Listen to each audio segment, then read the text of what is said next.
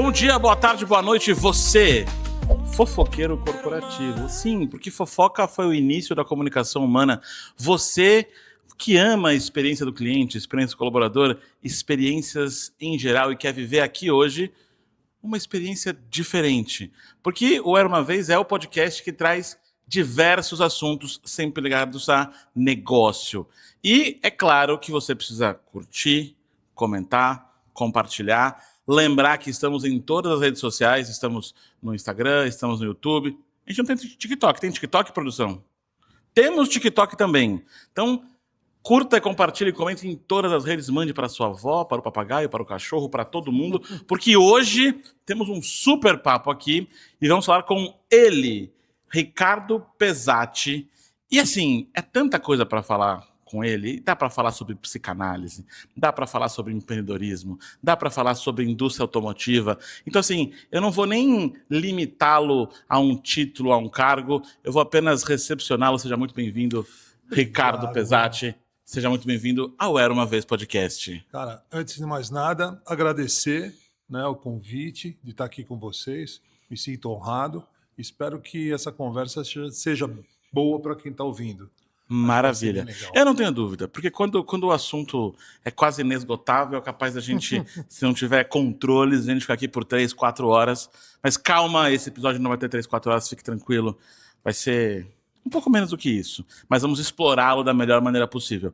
Ricardo, o que eu sempre falo aqui para os nossos convidados aqui, a gente surgiu para falar de experiências do cliente, de experiência do colaborador, de experiências humanas, porque no final somos todos seres humanos e você, como psicanalista, sabe disso melhor do que ninguém. E a gente gosta de causar uma experiência para quem está com a gente aqui. Então você viu, a gente tem água, café, Coca-Cola, refrigerantes, tem comidinhas, tem, enfim, a gente quer que seja um papo agradável, num local agradável, num momento agradável. E tem uma tese que eu uso muito, que é que experiência gera emoção e emoção cria memórias. A gente quer que esse papo se eternize de alguma forma na sua memória. E aí, o que a gente resolveu criar é um presente que vire essa experiência. E por isso que a gente mandou fazer um mini Ricardinho Pezzati, um Funko seu, para que você coloque na sua mesa e lembre da gente. Eu ganhei um Ricardo Pezzati. Você tem filhos? Tenho, mas o bichinho tá meio longe agora. Então não tem ninguém para tentar roubar de você, né? Não. Maravilha. Ó, deixa ele aqui, ó. Deixar aqui, ó. Isso. Ricardinho, que legal. Produção, fica bem aqui? Ficou maravilha. Ótimo, cara. Espero que você lembre da gente com carinho. Não tem como esquecer, já começou muito bem a... Maravilha. Ricardo, e seguindo os nossos rituais aqui no Era Uma Vez Podcast, a gente pede para o convidado dançar Macarena. Brincadeira. Ainda não, talvez a gente pode pensar nisso. Mas a primeira pergunta sempre tem que ser a pergunta Globo Repórter. Ricardo Pezzati, onde vive, o que come, o que faz? Vamos lá. Olha que tem 1 hora só, né? 1 hora e pouco, então não vou alongar muito, porque senão a gente pode ficar horas aqui, né? Sou Ricardo Pezzati, já tenho 60 anos de idade, bastante coisa vivida nessa encadenação aqui. Vou começar a falar, eu comecei a trabalhar muito novo, lá com 13 para 14 anos.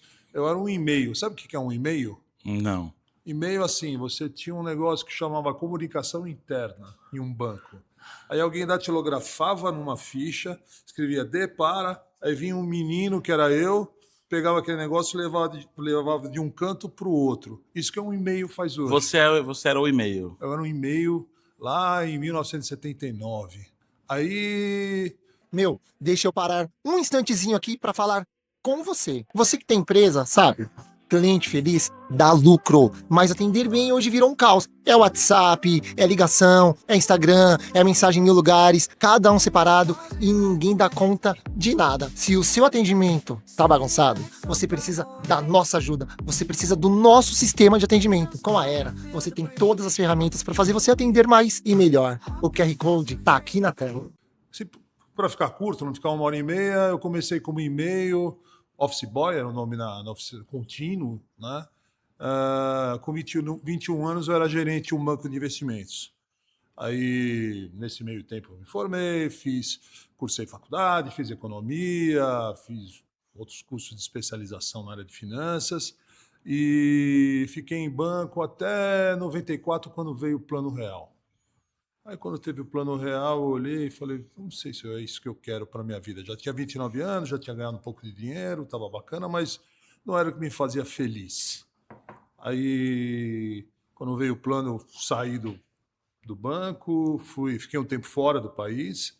Aí, quando eu voltei, eu fui procurar outras oportunidades, ver o que ia fazer, acabei indo para a indústria automobilística. Aí fui para a Asia Motors, que era uma... Eu lembro que tinha aquelas vans, Cara, eu ajudei a inventar a Towner a cachorro-quente. Towner. Aquilo lá, isso é um case legal, já para falar de empreendedorismo. Tínhamos um excesso de... Pra você colocar o microfone um pouquinho mais Opa, perto da sua boca, ó, assim. aqui. Isso. Opa, vamos lá. Tinha um excesso de estoque de um modelo que não vendia muito. A gente vendia muito bem a Townerzinha com banco, que era a Coach. E aí tinha a Townerzinha van, sem vidros, sem banco, vendia bem. Aí eu tinha lá uma quantidade imensa de Towner com vidro, sem banco. Era uma van de transporte com vidro, um negócio que não rodava bem, não vendia. Aí o que a gente vai fazer com isso? Estava lá no estoque. Tem uma regra na indústria automobilística que é veículo produzido é veículo vendido. O que você produzir, você vai vender, de um jeito ou de outro. Aí vai, busca. Na época tinha um cara que vendia já cachorro-quente na Pamplona. Aí vamos lá, tiramos foto, entendemos o que o cara fazia. Falou, pô, vamos tentar multiplicar isso. Foi atrás de uma empresa que fazia carrinho de cachorro-quente para empurrar. Ele empurrava, sabe os carrinhos tipo de pipoca? Era de cachorro-quente naquela época. Aí levei lá uma vanzinha, as fotos. Falei, você não quer fazer umas adaptações para fazer isso? Ah, não sei, será que dá? Não, faz que a gente coloca na concessionária para vender. Enfim, encurtando, era para vender 3.000 unidades, acho que passou de umas 25.000. Todo lugar que você ia tinha uma Towninha cachorro-quente. Ainda tem, né? Ainda Elas tem. estão vivas. Elas estão vivas. É que na época você chegava na porta da faculdade e tinha 12. Na porta do Morumbi tinha 20. Qualquer lugar que você fosse na cidade, isso eu estou falando de 1997. Em 97, qualquer lugar que você fosse, tivesse uma multidão ali, um pouco de gente, você ia ver uma Towninha cachorro-quente no Brasil. Isso em São Paulo, Rio, Manaus, Porto Alegre, Belo Horizonte, no Brasil inteiro. Foi um negócio que o projeto saiu muito maior, viralizou. O que a gente chama hoje de viralizar. Né? Você achava que ia ser uma coisa assim, de repente viralizou. Viralizou antes de ter rede social, antes de ter Instagram Exatamente. e TikTok. Viralizou. E esse case da Towner, ele foi sua primeira ligação com o empreendedorismo? Foi aí que você começou a olhar com outros olhos? A gente vai chegar ainda no que você faz hoje, mas foi aí que brilhou alguma coisa ou não? Já brilhava, porque a Towner, ela tinha uma aplicação. Eu sempre gostei de operações comerciais. Né? Depois eu fui para a indústria automobilística, mas sempre na área comercial. Trabalhei com caminhões. Então, a aplicação do produto é voltado ao empreender, ao trabalhar, ao produzir. Né? Então, foi o que aconteceu com a Towner e aconteceu depois. A Towner era muito divertida. A gente ia para a feira de educação, porque tinha um monte de coisa que você podia fazer na educação, transporte de alunos, né? com as maiores, com as Topics, que a gente vendia também. Dava para fazer um monte de coisa com as Townerzinhas pelo país na área de educação. Então, a gente estava em feira de educação.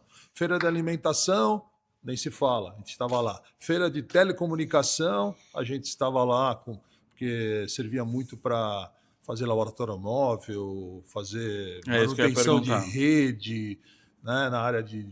Ela servia para um monte de coisas. Então, a gente acabava entrando em vários segmentos de atuação na economia com esses veículos comerciais. E eles foram disruptivos na época, porque Assim, adoro a Kombi, acho a Kombi maravilhosa, até tem amigos que têm Kombi, a gente se diverte com elas. Tem até amigos que têm. Tem amigos que têm Kombi hoje e como, né, que colecionam Kombi. Aliás, um amigo meu, ele tem a Kombi, que é o Flávio Padovan, que trabalhou comigo, ele tem uma Kombi, ele comprou a última Kombi produzida no Brasil, no mundo. Teve uma edição especial da Kombi, né, no Brasil, que é a última Kombi, né? Então, a última Kombi é de um amigo meu, o Flávio foi meu chefe na Ford. Ele era diretor de caminhões quando trabalhamos juntos. Que legal. E ele saiu da Ford, ele foi para a Volkswagen, foi diretor de marketing da Volkswagen, do grupo, né? E quando produziu a última Kombi, ele comprou essa última Kombi, está lá na casa dele, ali na Vila Clementina. Até hoje. Até hoje. Flavião.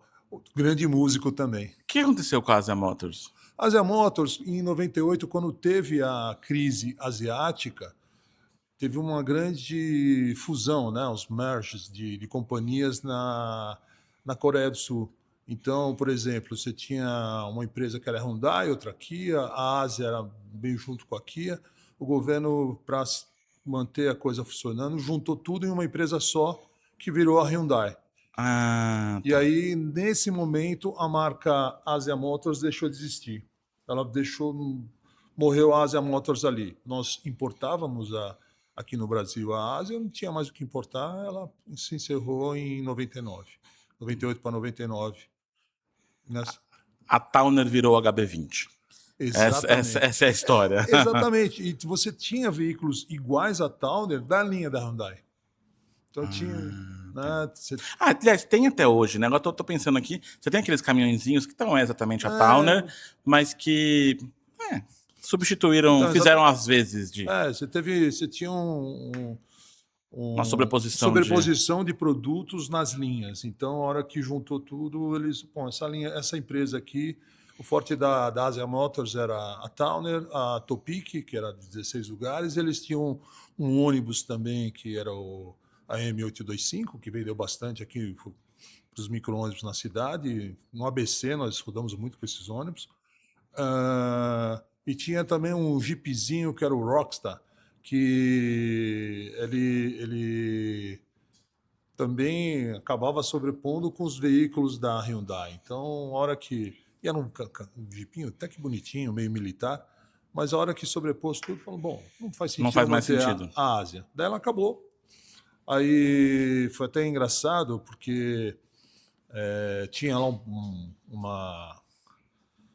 um projeto de fábrica que estava em andamento na Bahia. Eu acabei indo para a empresa que depois pegou esse projeto, que era a Ford.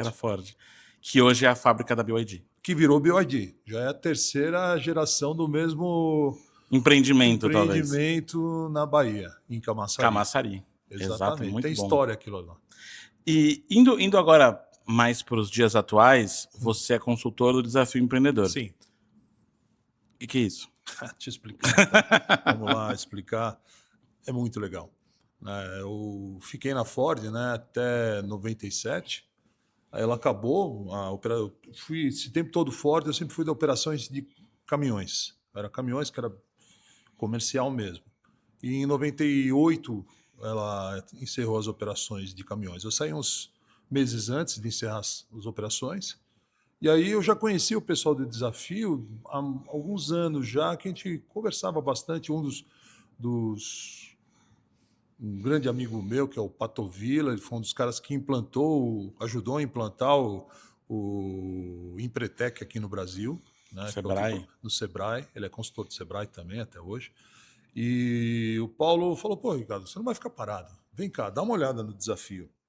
E eu já conhecia, falei, bom, esse negócio é bem interessante. Acompanhei algumas turmas, fiquei absurdamente apaixonado pelo resultado que gerava nas pessoas. E aí, com isso, eu falei, pô, acho que me interessa fazer isso. Aí, isso foi em 17. Aí, o que aconteceu? Eu também, sempre estudei, né? Fiz marketing, fiz gestão de projetos, fiz economia, fiz finanças. Aí falei, deixa eu estudar mais um pouco, né? Já que eu vou mexer com gente, deixa eu estudar mais um pouco. E comecei a fazer uma formação em psicanálise. 3 anos lá, fazendo toda a parte teórica, comecei a fazer a minha análise pessoal, achava Lendo Freud. lendo Freud, discutindo, fazendo tudo isso. E aí foi evoluindo, e aí quando eu terminei a formação teórica, né, rolou uma coisa bem interessante, que foi uma pandemia. Lembro. Sim, a gente se lembra. Eu acho que você lembra também, né? A galera tá lembrada. Acho que as pessoas lembram. E eu tenho duas coisas na minha vida que eu acho engraçado. Eu me formei em economia com uma inflação de 86% ao mês. O mês que eu terminei meu curso de economia, a inflação bateu 8,6%. Legal, né? Pra você estudar. Modo hard. Modo hard. Então, Quem faz economia hoje tá no modo easy. Não, easy. Você não tem ideia o que é você lidar com um planejamento financeiro. 10% ao ano, gente, é fácil. Não, era 2 ao dia. Você tinha conta remunerada, tudo indexado, um monte de coisa, e trabalhava com projeção financeira nessa época. Eu trabalhava na área de planejamento num grande banco, que é o Safra. Estava no Safra na área de planejamento financeiro do banco. Então a gente fazia umas coisas ali que eram muito legais. Assim. Dava para fazer planejamento financeiro? Dava. Aliás, foi o que trouxe o país para o que é hoje, porque você fazia planejamento, você sempre amarrava em uma outra moeda, que era uma moeda forte, né? Então acabava no final no final das contas você dolarizava ali o resultado para entender, porque o resultado em moeda brasileira, Não fazia que qual sentido. fosse cruzeiro, cruzado novo, enfim, ela perdia o sentido rapidamente. Então você sempre dolarizava. E alguns países já tinham tentado dolarizar a economia sem sucesso. E aí o grande pulo do gato foi ter criado um indexador que estabilizou todos os preços nesse indexador. E aí, com o tempo, você trocou a moeda corrente por esse indexador. Essa é a base do Plano Real. E aí um pouco de política monetária restritiva para segurar... Porque é o valor real da coisa, né? É o valor real da coisa. Porque quando vinha o congelamento, você pegava as pessoas em patamares diferentes, e você pegava algum setor que acabou de não reajustar, outro reajustou, fica caro. A hora que você indexa tudo e as pessoas passam um tempo entendendo que dá para viver com aquele índice, fala, olha, se eu tiver 1.000 ORVs por mês, é isso que eu faço. Ah, esse carro custa X ORVs, tudo tinha unidade real de valor, ORV. Então você tinha todos esses... E com o tempo, a hora que estabilizou tudo naquela tal URV, foi simplesmente trocar a tal do ORV por real. E aí a economia parou de patinar, né? Então a gente, no financeiro, a gente tinha tipo URVs internas na instituição que você usava para indexar tudo e entender a partir daquele índice se era possível ou não ter o planejamento. E isso hoje, empreendedorismo, né, fazer uma ligação, é o que a gente vê muito nas empresas, né? Vou ser bem sincero, né? Você que ouve aí, pensa na sua empresa. Eu posso afirmar que 90% das empresas brasileiras, principalmente as médias e pequenas, eles compram, vendem, compram, vendem, e muitos poucos fazem algum tipo de planejamento. Então, a hora que você chega e começa a conversar com essa pessoa e fala de planejamento, fala de estabelecer meta, fala de buscar oportunidade, fala de qualidade, fala de eficiência, fala de satisfação do cliente, por exemplo, né? Você falou sobre satisfação do cliente, é a coisa... Aí estamos falando do meu jogo. É a coisa mais importante que tem no negócio. Né? Voltar para a indústria automobilística, a gente tinha um relatório, toda empresa grande aí tem seu relatório de satisfação do cliente. Liga lá para você, eu gostaria que você desse uma nota de 1 a 5, onde 5 você está muito satisfeito, 1 você está insatisfeito, e tira uma nota. Aí se você pegasse todos os distribuidores lá da Ford, aí você pegar todos os distribuidores e ordenar pela satisfação dos clientes, você tem lá os distribuidores que têm as maiores satisfações do cliente e os menores. Simples, eu tenho uma lista. Agora eu pego outra lista, que é de rentabilidade. Retorno sobre as vendas, ROS. Return over sales, né? Que bonito falar. Então, você está lá, o retorno sobre as vendas, percentual sobre o que você vende e quanto você tem de lucro sobre o que você vende. Ordena todos os distribuidores. A lista é idêntica. Quem tem a maior satisfação, ganha mais. Quem tem a menor satisfação, ganha menos. Vou te provocar, então. Sim. Porque aí você entrou na minha seara. Vamos lá. Aí eu tô tranquilo, vou até abrir um botão aqui. Bora. Você Venha. consegue encontrar um motivo para isso? Porque eu sei o motivo. E aí eu quero ver se você concorda comigo. Porque quando... E aí eu tenho um dado que é da Universidade da Califórnia, 2017, 2018, que diz o seguinte: empresas que focam na satisfação do cliente têm coisa de 15% mais lucratividade e 20% menos custo. Sim. O que eu costumo dizer é que todo cliente novo custa dinheiro. É o tal do CAC, Sim. custo de aquisição. Então, cliente novo custa dinheiro, e aí eu vendo para ele, talvez essa primeira venda nem cubra o custo dele estar ali comigo. Só que o cliente mais barato, qual é? É o cliente que já é seu cliente. É o cliente que já está na sua base. Você não precisa pagar para ter ele de novo. Então você gasta menos, porque ele já é seu, e você ganha mais, porque ele está comprando de novo. E é uma conta que essa desgraça dessas empresas, e aí eu estou falando de 90% das empresas, não fazem.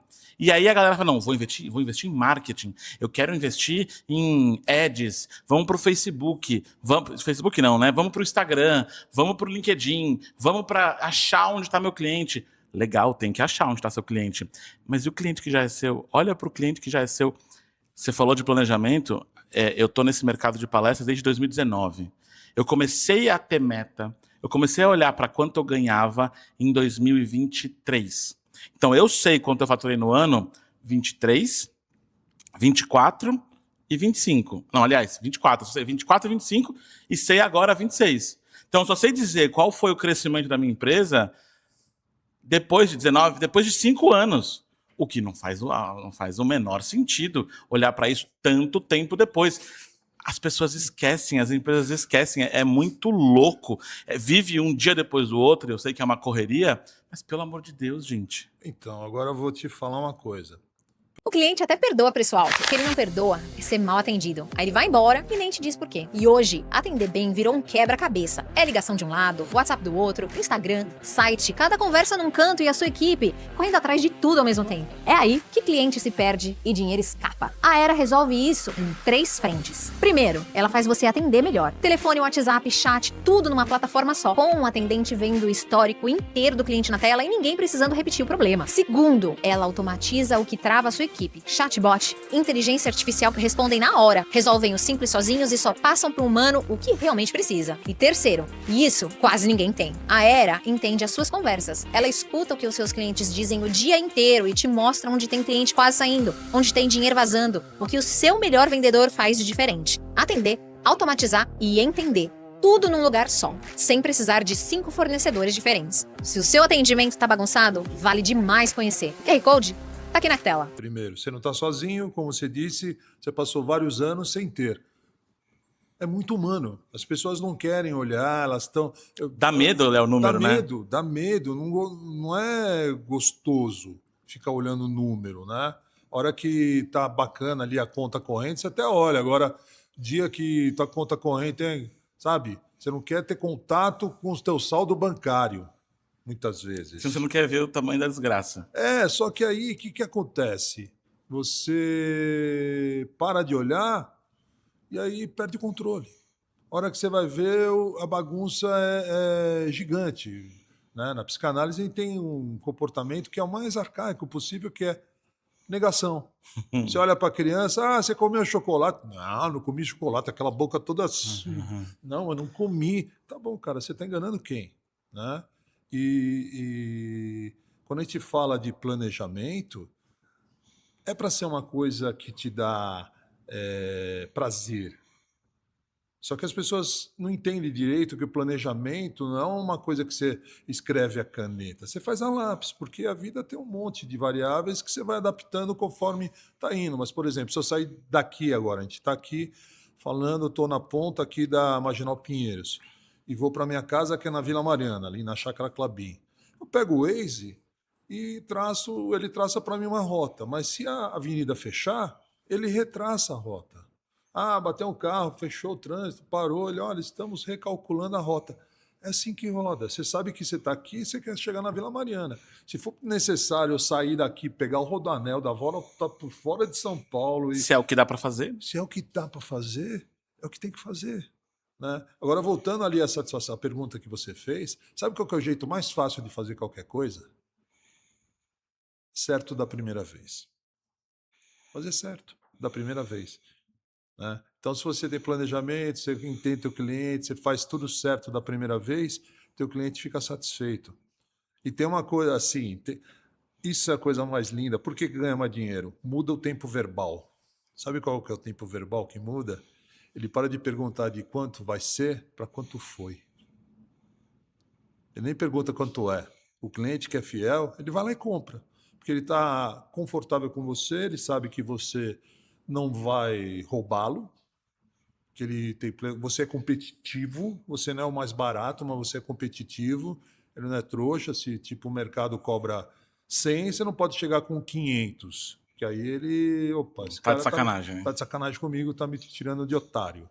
Agora, se o preço geral do mercado é 100 e o teu é 115, ele fala, pô, eu pago esses 15 com prazer porque eu não tenho problema, eu vou dormir tranquilo e vou... É isso. Aí você ganhou o cliente, você já ganhou 15% de cara sobre o preço que ele para.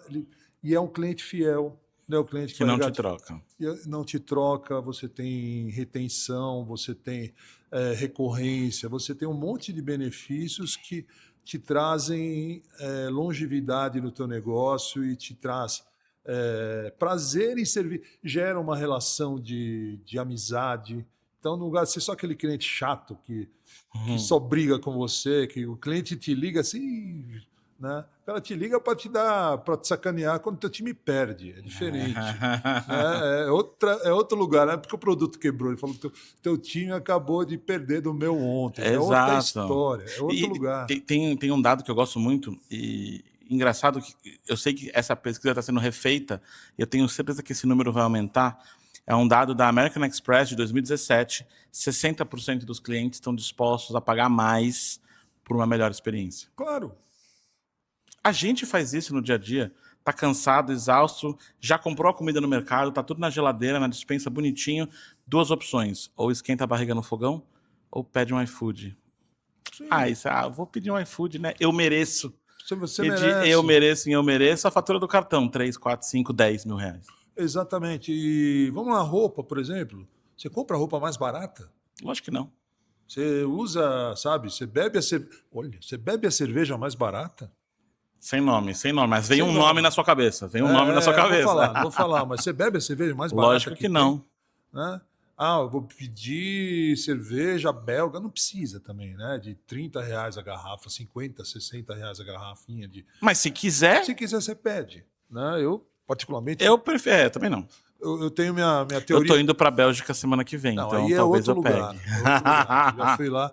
Assim, eu tenho a teoria que cerveja não pode ser de muito longe. Se for muito longe, tipo, sei lá, uma cerveja, vou dar uma marca assim, que todo mundo gosta. Eu adoro Guinness, né? Acho maravilhosa a Guinness. Mas Guinness, se ela ficou 5 meses num barril andando para lá e para num barrilzinho andando para lá e para cá de navio, sei lá, ficou estocada, já está com 5 meses e meio, eu vou beber, eu sei que a experiência não vai ser... Não é a melhor Guinness que você vai beber. Não é a melhor Guinness. E ela é muito boa. Exato. Muito boa. Agora, Exato.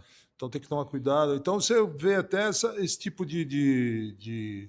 Agora dá para comunicar isso. Você pode, sei lá, não sei, alguém... eu vendo Guinness, mas a minha Guinness eu provo Vem aqui... direto de avião. Ela vem direto... Não, ela até pode vir de navio, mas eu provo aqui. Essa Guinness não tem 1 mês de fabricada, é fresquinha.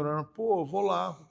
Mas a Guinness em qualquer lugar, sei lá, grana de hoje, R$30, um pint. Eu pago 35, 40 se o cara me falar que a Guinness é fresquinha, gelada, condição ideal, um som bacana, fica a experiência do cliente, como você disse, você paga por isso. Quer ver eu mudar essa conversa e ficar igual?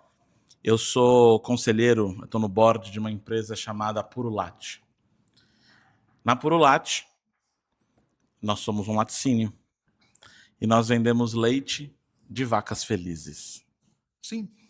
Leite de vacas felizes é o leite que você conhece como leite A2, né, que é um leite que irrita menos o intestino, tem suas qualidades, o número de células somáticas que vem da vaca é muito menor, é muito menos tolerado do que um leite comum. E somente de comunicar que o leite é de vacas felizes, e tem um nome técnico que é o leite de vacas tipo A2, blá, blá, blá, blá, blá, blá, blá, eu já ganho uma qualidade percebida na frente, e quando o cliente vai comprar. Eu não tomo leite, eu tomo leite de vacas felizes. E qual que é o leite mais caro? O leite de vaca feliz claramente é mais caro. Assim como você vai falar da cerveja, e assim como você vai falar de qualquer produto. O preço não é... Tem gente que é sensível a preço, tá tudo bem. Mas a maioria dos consumidores não é. Você quer uma coisa muito mais antiga? Eu vou falar aqui em algo em torno de 2.500 anos. Comida caché. Comida caché era o abate do animal tem que seguir o preceito onde ele sofra menos, tem todo um preceito que assim... Vieram pra Meca, tem uma... isso aí, vai pro outro lado. Mas assim, o principal fator é como é morto o animal, para que ele não seja uma morte muito sofrida, que eles entendem que aquela dor vai influenciar no produto final que você está consumindo. Isso tem mais de 2.500 anos. Maravilha. Está lá. E já funciona. E tem até hoje. Se você for comprar 1 quilo de carne caché, é mais caro. E você nem tem tanto assim a garantia de que foi assim, né? Você tem que confiar no produtor. Tem validado pelos rabinos. É um rabino que tem os rabinos que, né? Então tem todo um lado assim que produz que assim, não vou dizer que a carne é mais saborosa. Ela obedece, né? Ela obedece um preceito de qualidade percebida para quem consome que ele está disposto a pagar mais. Exato. E simples assim, né? E isso não é novo, isso tem 2.500 anos, 2.600, não sei quanto tempo. E isso é muito legal, porque a gente está falando aqui de diversos mercados, e você conversa diretamente com um empreendedor, que pode ser o empreendedor que acabou de criar uma empresa, pode ser o empreendedor que saiu de uma recuperação judicial, por exemplo, pode ser o grande empreendedor, por exemplo. Eu fui head de experiências do Hopi Hari, e o Hopi Hari acabou de sair da recuperação judicial. Nunca diria que eu fui o responsável, mas eu tenho um tijolinho lá, Claro. Porque a gente trabalhou com experiência do cliente, experiência do colaborador, o parque multiplicou o faturamento. Então, isso vale para qualquer empresa. E aí eu queria que você explicasse para a galera que não conhece o desafio empreendedor, como que funciona? É um curso, é uma aula, é de fato um desafio, é uma competição, é um reality show? O que é? Então, vamos lá, vamos explicar em detalhes. Primeiro tem que falar o que é comportamento empreendedor. Manda ver. Comportamento empreendedor é resultado de uma pesquisa feita no final dos anos 60 para 70, conduzida nos Estados Unidos, onde eles levantaram quais são os principais comportamentos que os empresários de sucesso têm que os levam a esse sucesso. Então, por exemplo, o primeiro deles, estabelecimento de metas. Conhece algum empresário de grande sucesso que não tem meta? Não. Não tem. Né? Buscar informações. Você busca informação o tempo todo. Né? Entender o teu negócio, saber quem é teu concorrente, saber entender onde está vendendo. Vou abrir um negócio. Não, botei na minha cabeça, vou abrir ali, mas você não foi ver se tem mercado, se não tem mercado, estudar, pesquisar. Buscar informação. Você precisa ter informação antes de tomar decisão. Meta mais informação, você tem planejamento disso aí. E planejamento, ele tem sobrenome, é planejar e monitorar aquilo que você planejou, se está acontecendo ou não. Aí vem a filha do planejamento, que é a oportunidade. A oportunidade é o seguinte, a hora que você pensa em comprar um carro, não é assim? Você pensou em comprar um carro, esse carro você começa a ver ele o tempo todo. A hora que você começa a planejar alguma coisa, você começa a enxergar aquela coisa no teu mundo real. Então, por exemplo, você não estava pensando em mudar de escritório. A hora que você pensou em mudar de escritório, você começa a ver uns alugas, assim, opa, o que serve? Aí você vai lá com isso, nossa, esse escritório aqui está perfeito para mim, ele é um pouco maior, é bem maior às vezes, e o valor não é tão maior do que o que eu estou pagando atualmente. Nossa, vamos mudar para cá, é isso mesmo. Que ótimo, essa oportunidade. Aí você vai perguntar, quanto tempo está aqui para alugar? 1 ano e meio. Você fala, pô, e você passou 1 ano e meio na frente daquilo lá, você nunca viu. Você só passou a ver a hora que entrou no seu planejamento. Isso é oportunidade. Aí, junto com a oportunidade, vem correr riscos calculados. Tem oportunidade. Vou dizer não? Não. O empresário corre risco, mas ele corre risco de forma calculada. Ele não sai fazendo coisa sem pensar. Junto com a informação, junto com o planejamento, todos os comportamentos andam juntos. Aí vem comprometimento, que é não desistir tão fácil no primeiro obstáculo daquilo que você planejou. Não deu certo de um jeito, de que jeito que eu vou fazer? Isso tem a ver com persistência. Persistência é isso. Vou tentar. Não deu? Tento de novo. Não deu? Opa, para. Vou tentar de novo, mas não da mesma forma. Você muda alguma coisa e continua. Isso é persistência. Persuasão em rede de contatos. Quanto maior a nossa rede de contatos, melhor nosso resultado. E saber lidar com essas pessoas, persuadir também, você dá aula disso.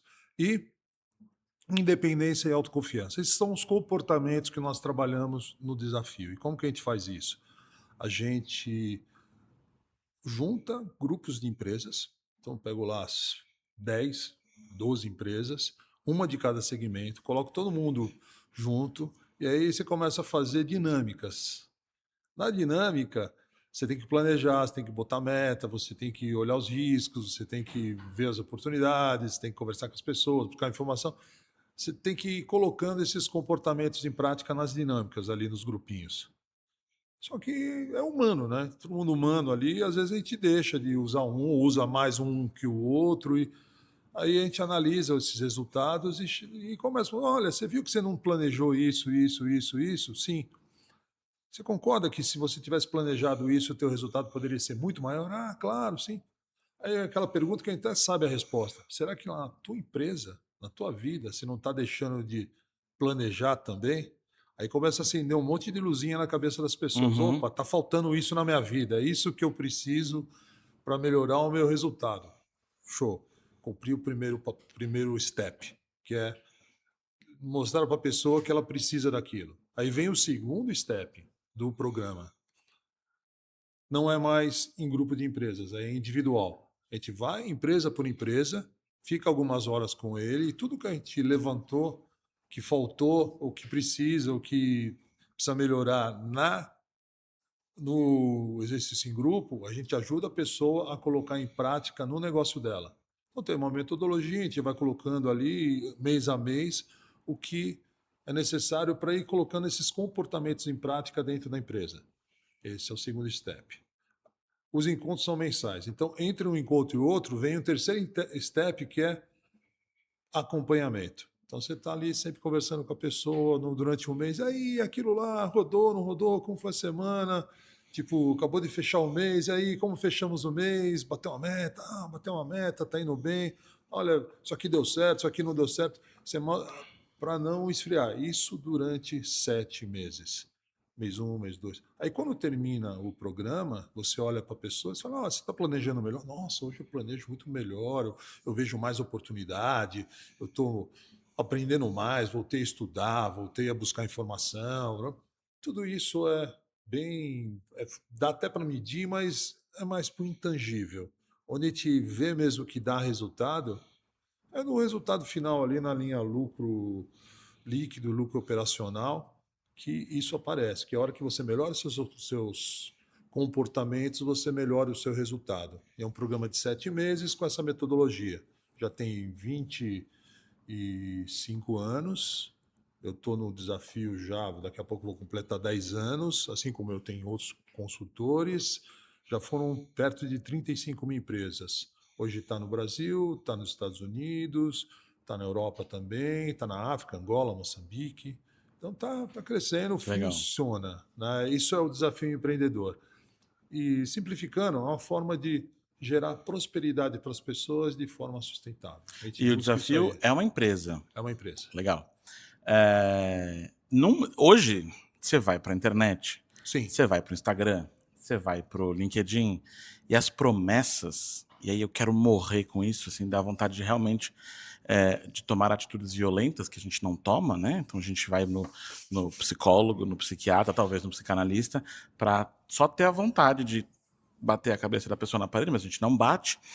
Isso é autocontrole, qual é o nome disso? É inteligência emocional. Inteligência emocional. Porque o que a gente vê? A gente vê a galera prometendo resultados em 21 dias.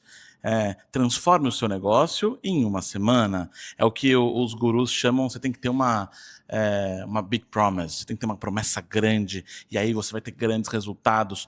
Num mundo onde as promessas são vazias, onde as promessas são gigantes, e tudo isso em muito pouco tempo, em 21 dias, por exemplo, o que acontece em 7 meses que não acontece em 7 dias ou em 21 dias? Vou te responder trazendo o tal do Freud, né?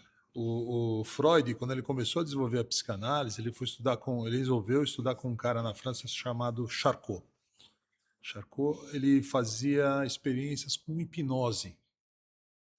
E aí na hipnose o que acontecia? Você tinha lá uma pessoa com um sintoma que ela não conseguia mexer o braço. E faziam todos os exames na pessoa e entendiam que, olha, não tem nenhum problema de motricidade no braço, mas ela está com o braço que ela não consegue mexer o braço. Aí o Charcot, com as experiências dele, mostrava que sob hipnose, ele ia lá, fazia uma sessão de hipnose com a pessoa e durante a hipnose a pessoa mexia o braço. Oh, que legal, né? E aí, mas o que ele percebeu? O Freud também percebeu. Falou, ótimo para fazer investigação de sintoma, mas isso não resolve nada, porque a hora que passa o efeito hipnótico, o braço volta para a mesma situação. Então, daí nasceu a psicanálise, porque ele falou, se eu faço isso com a pessoa naquela situação de sonolência, de hipnose, eu até acesso, mas eu não resolvo. E aí a psicanálise é bem mais lenta, mas é um processo no qual você acessa as mesmas memórias, as mesmas situações, mas com a pessoa acordada, conversando com ela, e não é rápido, né? A pessoa ela vai repetindo, elaborando, até que ela entende aquele sintoma e o sintoma desaparece. Mas não é rápido. Dá para dar resultado em uma semana? Dá. Você vai lá e faz uns... né? Quase hipnose com a galera, assim, vamos. Só que do mesmo jeito que sobe, volta. Desce.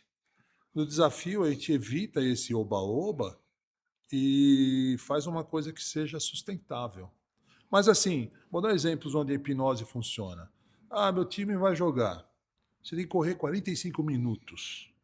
Sendo que os 15 primeiros você tem que já mostrar que você está dentro de campo. E aí rola uns oba-oba de incentivo, né, motivacional, que vamos lá. Para 15 minutos, funciona. Para 45 minutos, quase, sabe, depois de 20 correndo, o cara já começa a dar aquela esfriada, olhar, fala, puta, o que eu estou fazendo aqui? Aí vai, né, sei lá, já andei de moto, fiz prova de moto, né, de enduro. Cara, coisa pior que tem é depois de hora que você começa, tá naquela adrenalina, você vai, você acelerando. Aí depois de meia hora que você está lá acelerando, você começa a pensar, o que eu estou fazendo aqui? E você olha, você tem mais 3 horas de prova na frente, você fala, morri. O que eu tenho que fazer para ficar vivo? Aí muda, né? Aí você começa a tirar um pouco a mão, você começa a andar, mas assim, vai mais para o conservador, vai. E na vida da gente, a gente tem que entender essas coisas, né? E assim, tem momentos, final de mês, né? Último dia do mês, a gente sabe dar uma apertadinha na galera, né? A vida não é flat. Se você olha assim, o exemplo maior que tem é aquele coração batendo, né? A vida é assim, né? Vai ter momentos que você vai ser mais rápido, vai ser mais devagar. Se for só rápido, explode. Não vai espanar. E assim, se for para baixo também morre. Se for flat também, flat morreu. Então tem sobe e desce. Tem hora que tem que dar um gásinho na galera? Tem, a gente faz isso. Né? Chega ali, último dia do mês, e liga pro cara, só falta 10% pra você bater teu número, e se você bater, você Pelo vai... amor de Deus. Não é nem pelo amor de Deus, você tem que mostrar para ele por que ele está fazendo aquilo. Você lembra por que você botou essa meta? Se você batesse essa meta, você fazer isso, isso, isso, e você está no caminho. Blá, blá. Cara, só falta, liga para aqueles 3 clientes que estão pendurando lá, vai lá e liga, fechei, busquei, pô, foi o último dia, busquei.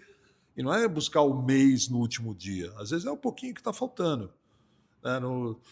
Não funciona uma empresa que, tipo, faltando 3 dias pro final do mês, falta 90% da meta.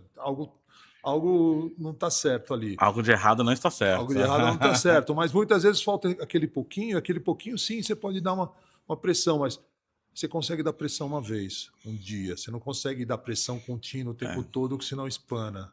Isso se chama burnout, né? E não é não sustentável. que Não eu- é sustentável e a pessoa espana. Acho que a galera confunde isso com alta performance, né? Alta performance não é a pressão o tempo inteiro. Eu não tenho medo de dizer aqui, tem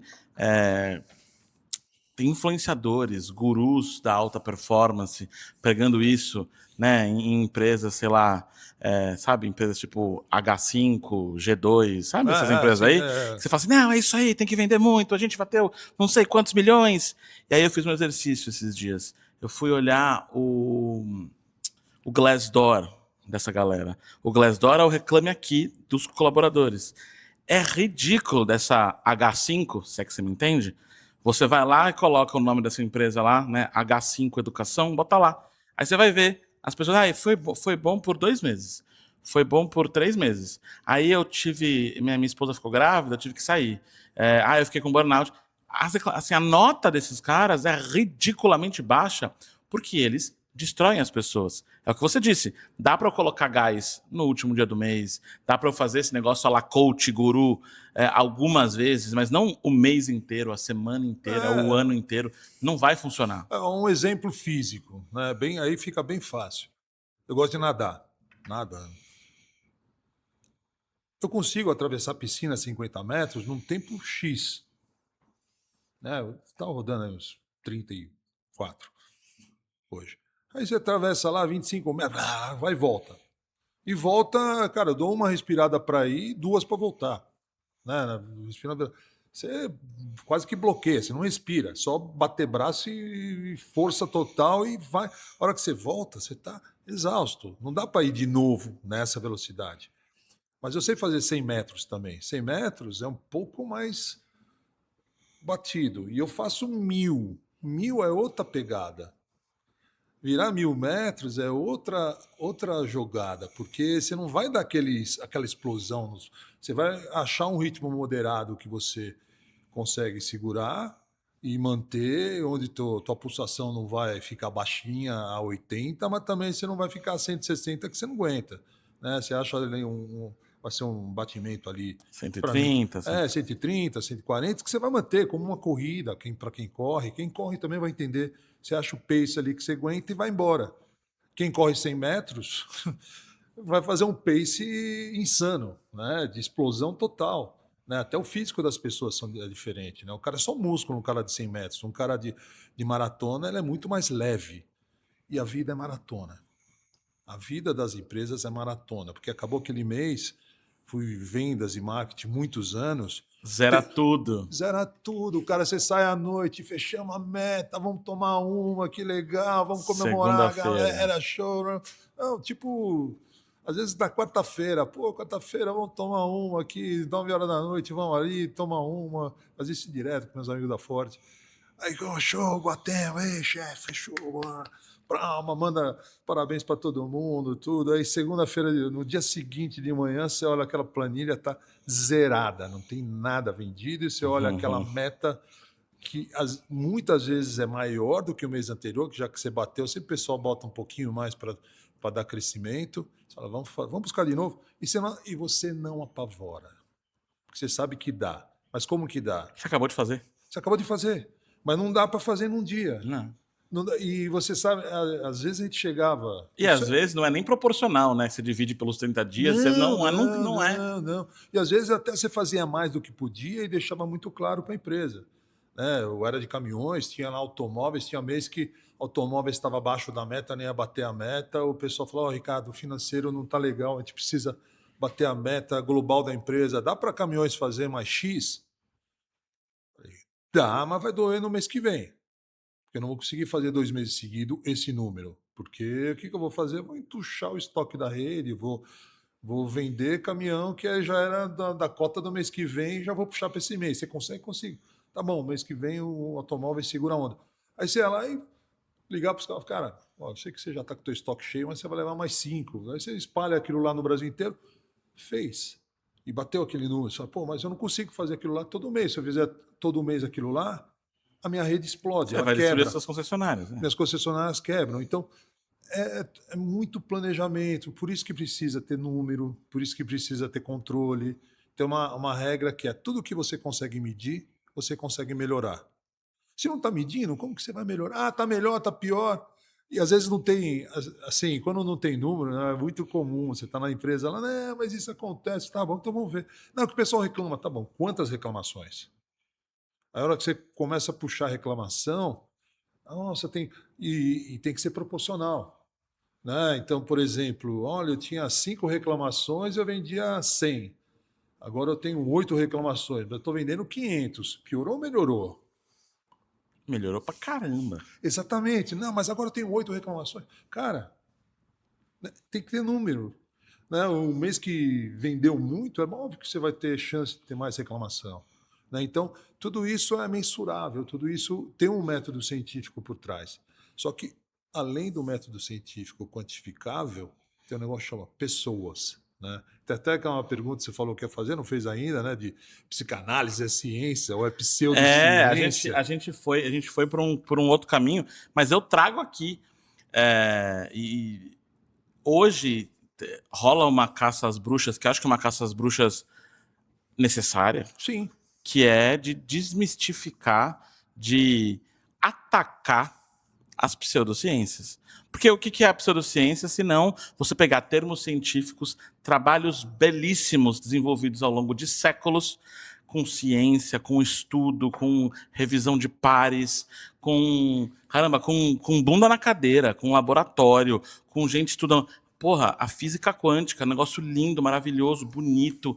Caramba, na boa, o físico que estuda física quântica, ele não entende de física quântica.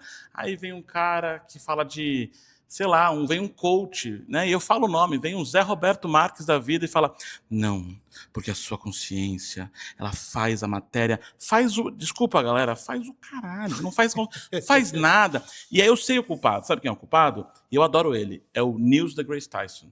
Né? No documentário dele, que já existia antes, ele só refez, que é o Cosmos, quando ele foi explicar o experimento da dupla fenda, pode ver, na internet, falou de dupla fenda, cara, a chance de ser um cientista é 0. O cara fala, não, porque aí, conforme o observador, e coitado do Neil deGrasse Tyson, ele falou observador, e quando ele falou o observador, é uma análise, meu Deus do céu, esqueci a palavra. Uma comparação, Sim. Ele está deixando mais fácil para entender. Quando ele fala observador, ele está querendo dizer que é medir. Então, sim, assim, o átomo está em 2 lugares ao mesmo tempo, mas aí quando eu meço, ele está em um lugar só. Entendeu? Não é olhar, é medir. Só que para ficar mais fácil para as crianças, ele falou observador. Sim. E aí virou uma pseudociência. Não, porque você pode mentalizar, se você mentalizar, você vai ficar rico. Não, cacete. Você pode acreditar nisso. E aí, crença. Na boa, tem gente que acredita em Jesus, tem gente que não acredita, tem gente que acredita em Buda, tem gente que não acredita, tem gente que acredita em Deus, tem gente que não acredita. Crença, essa discussão de divindade nunca vai acabar, e tá tudo bem. Sim. Agora, ciência não tem discussão. Ciência tem número, ciência tem dado. E aí um dia, e aí eu vou confessar que eu não fui atrás, então vou deixar você responder isso para mim.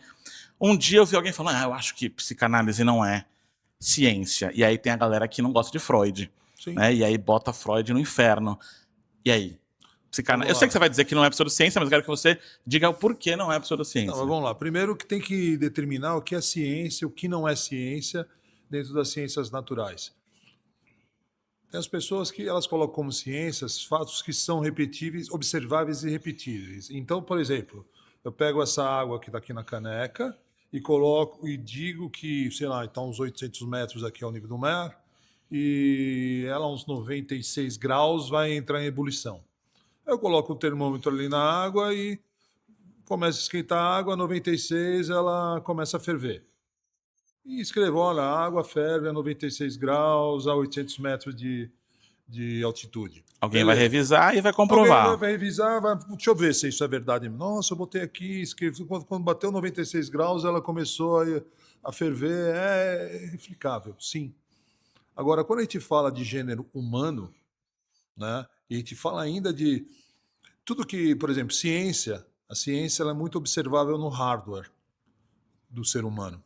Tudo que é hardware é bem mais simples de você tocar. Então, É o reflexo do joelho. Exatamente. A pessoa tinha epilepsia na Idade Média, ela está possuída pelo demônio. Hoje você entende, era isso. Hoje você entende que a pessoa ela tem uma disfunção elétrica ali na parte, né, neurológica, né, nos impulsos elétricos O dela. demônio foi demitido hoje em dia. E você tem a ciência tomando lugar disso. Ótimo, né? Que é uma coisa observável, que você consegue medir, consegue, né, se botar pessoas em processo epilético ali no tomógrafo, vai buscar informação e vai tentar repetir. Isso é o que a gente fala de hardware. Quando a gente tem software, mente humana, como que eu meço? Como que eu meço a angústia de alguém? Como que eu meço o que acontece, né, na depressão de alguém? O quanto a pessoa está deprimida ou não? É muito sutil. Então, ela vai para um outro campo de ciência, que é das ciências humanas.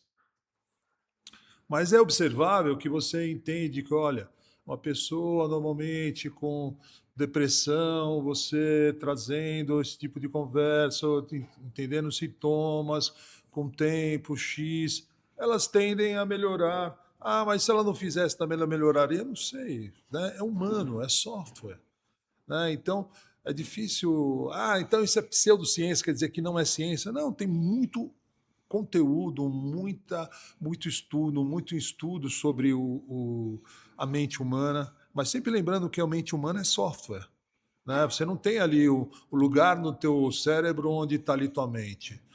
Que parte do teu corpo é o sistema nervoso? O sistema nervoso vai da unha do teu dedão lá embaixo ao último fio de cabelo. Você inteiro é sistema nervoso. Então, quando a gente fala disso, entrar... né? Se você for para ser ciência, você precisa ser... Tá bom, então eu digo que não é ciência natural, né? Não são fenômenos que são observáveis e repetíveis em laboratório, porque a gente está falando de gênero humano e pessoas. Agora, que a gente entende que pessoas com insegurança se defendem de tal forma, que elas sempre tendem a agir, sempre não, mas tendem a agir de determinada forma. Aí a gente está falando de replicabilidade, né? Mas sempre vai ter a regra que foge à exceção, é humano, né? E assim, tem uma coisa que a gente tem que lembrar que é linda. Cada ser humano é único. Cada ser humano é único, tanto na sua história como na sua formação física. Mesmo se você pegar dois gêmeos idênticos, eu tenho amigos que são gêmeos, cada um de um jeito. Uhum. Os caras nasceram juntos, acabou de nascer meus sobrinhos agora, né, lá no Rio, e são gêmeos e eu sei que não vão ser iguais. Não. Vão ser diferentes, né? Nasceram, né, até bonitinho, fiquei emocionado. Agora eles dormem juntos no bercinho na maternidade. Sai lá da barriga, botam os dois no mesmo bercinho, um olhando para o outro. Cara, é muito bonito isso. Né? Estão lá juntos.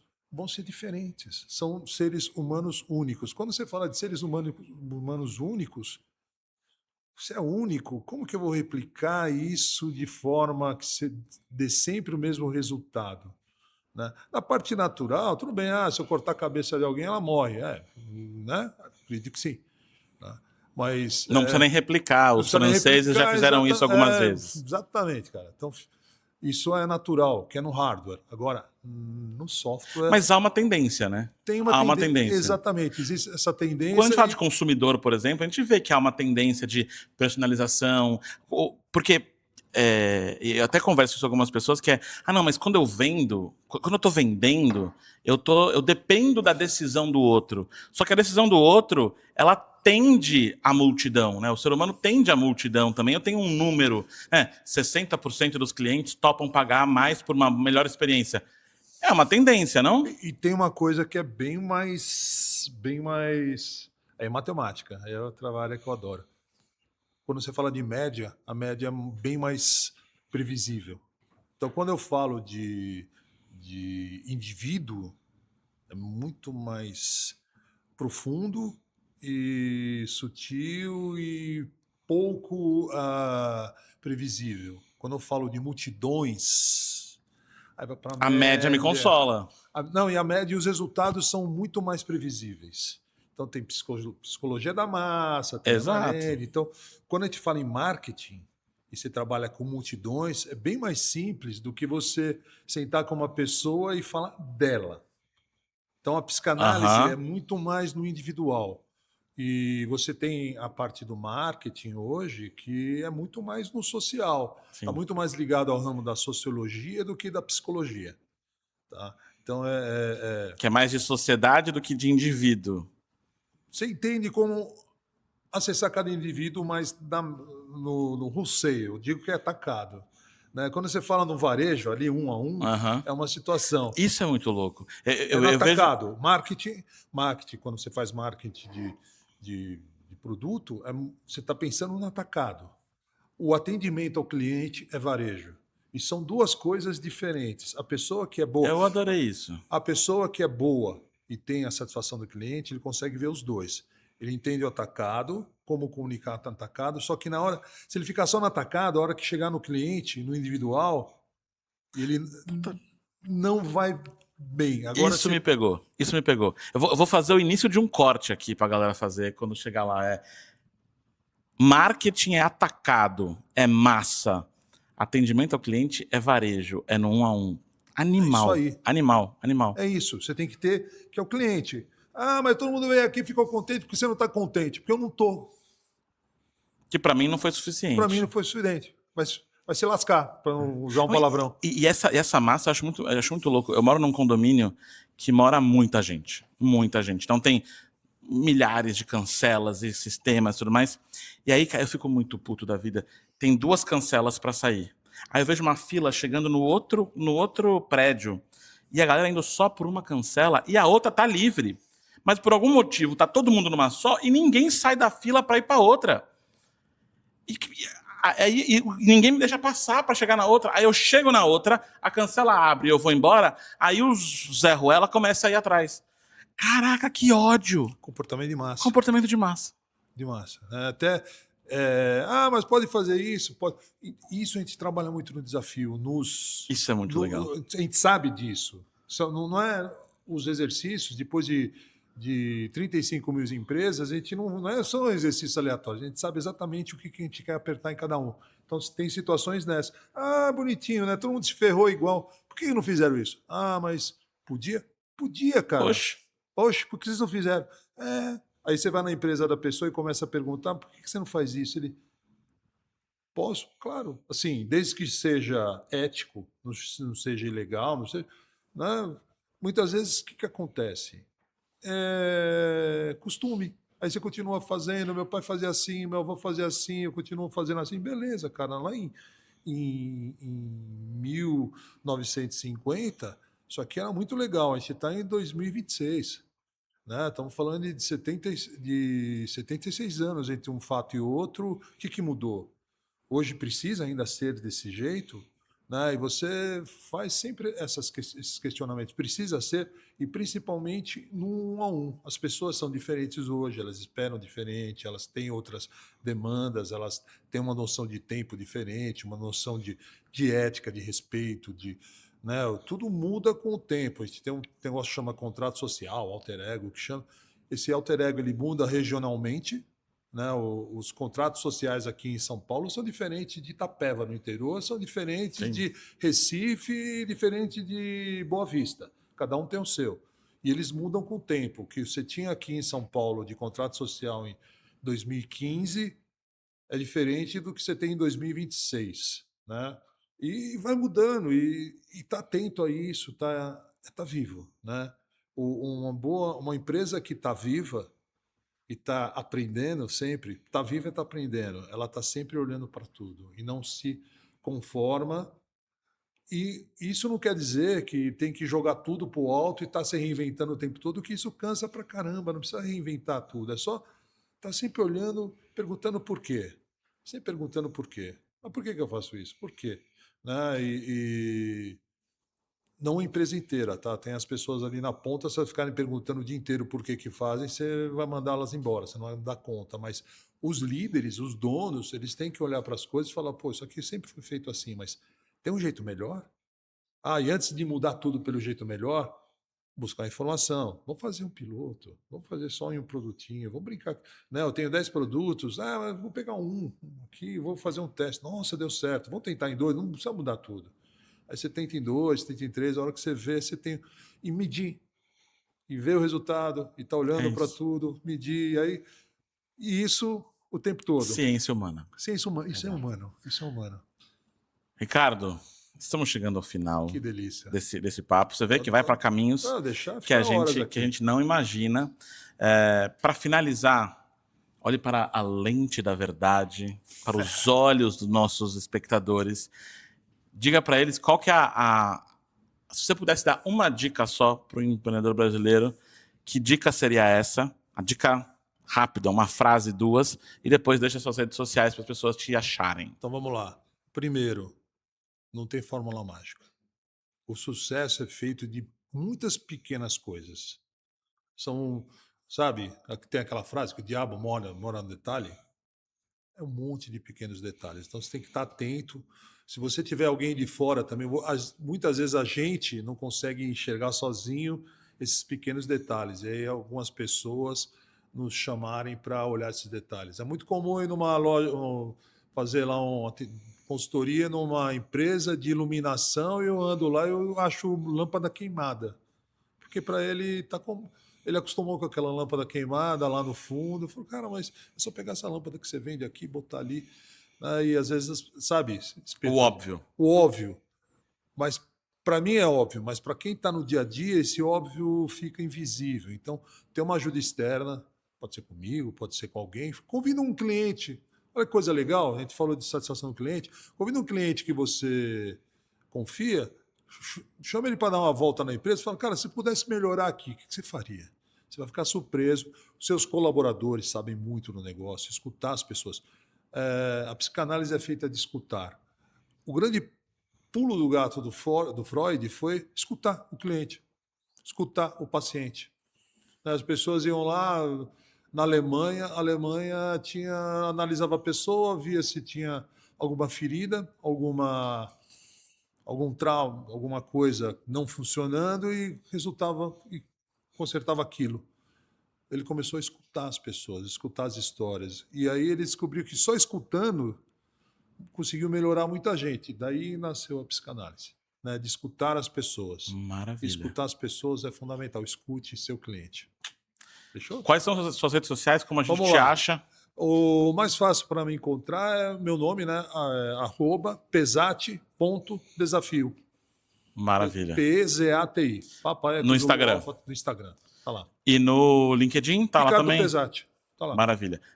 Tá aqui no título do podcast, tá aí o seu nome, é só Ctrl+C, Ctrl+V, não precisa nem se dar o trabalho de digitar. Ricardo, super prazer estar com você aqui. Ricardinho, muito legal, cara. Muito obrigado pelo seu tempo, obrigado pelos insights, tivemos insights incríveis. O que eu mais gostei é o do atacado do varejo. Vou levar, mas eu levo com créditos, tá? Fechou. Eu sempre dou créditos quando eu aprendo alguma coisa, então você vai aparecer na minha palestra em algum lugar como Insight by Ricardo Pesati. Vou colocar até seu @ do Instagram. E você que nos assistiu até agora, muito obrigado pela sua atenção. E lembre-se, Era Uma Vez Podcast, agora com o era vez. Era uma vez com o número, para a gente se diferenciar do outro podcast que tem o mesmo nome, mas tem outra ideia completamente diferente, para você achar mais facilmente as nossas entrevistas. Não se esqueça de curtir, compartilhar, mandar para o pai, para o papagaio, colocar no Instagram, para todo mundo, porque nós aqui do Era Uma Vez Podcast temos a missão, o propósito de levar informação de qualidade grandes empresários, grandes pessoas trazendo grandes insights, como você viu aqui hoje, e um grande e gordo apresentador. É tudo grande por aqui. Te vejo no próximo episódio do Era Uma Vez Podcast.